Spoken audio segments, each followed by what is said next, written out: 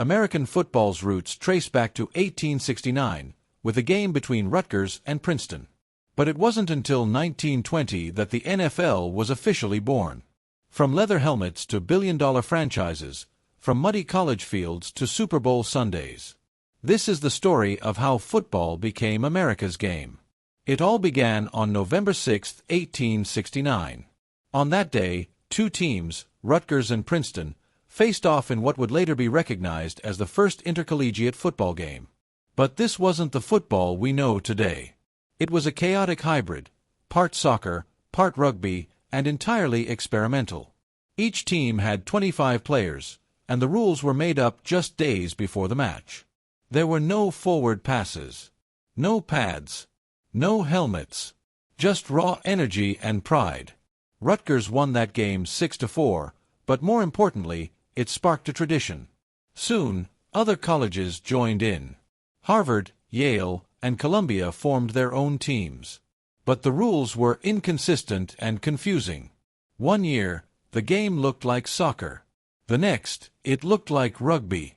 In 1905, football nearly died. That year, 18 players died, and over 150 were seriously injured playing college football. The sport was brutal.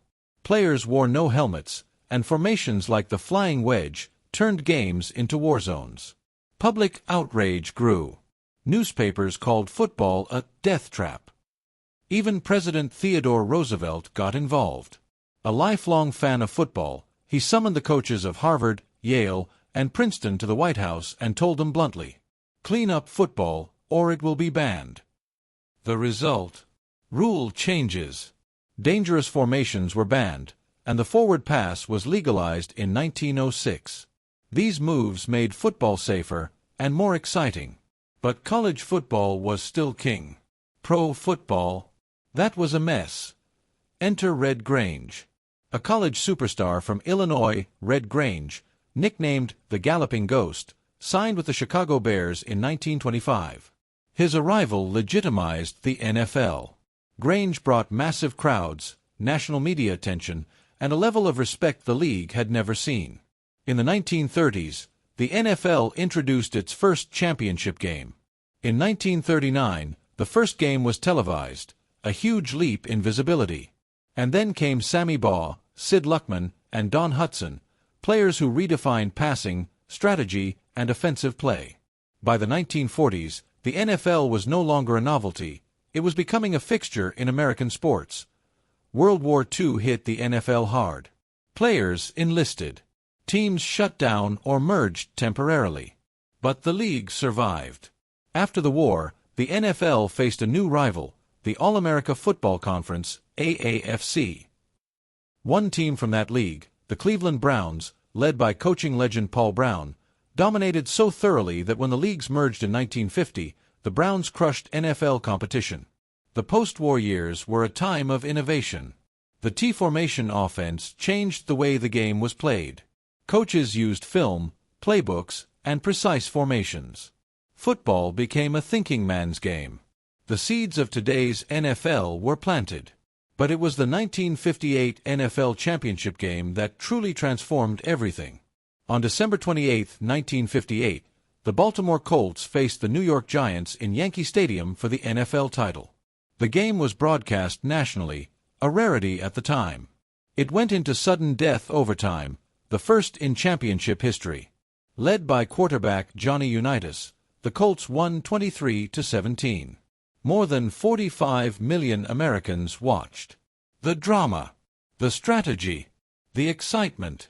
For many, this was their first real exposure to pro football, and they were hooked. The 1958 game is still remembered as the greatest game ever played. It made the NFL a television product, and television would change everything. In the 1960s, another rival emerged, the American Football League, AFL. The AFL was flashier, with colorful uniforms, wide-open passing attacks, and a rebellious image. To compete, the NFL agreed to merge with the AFL in 1970, and they created something iconic: the Super Bowl.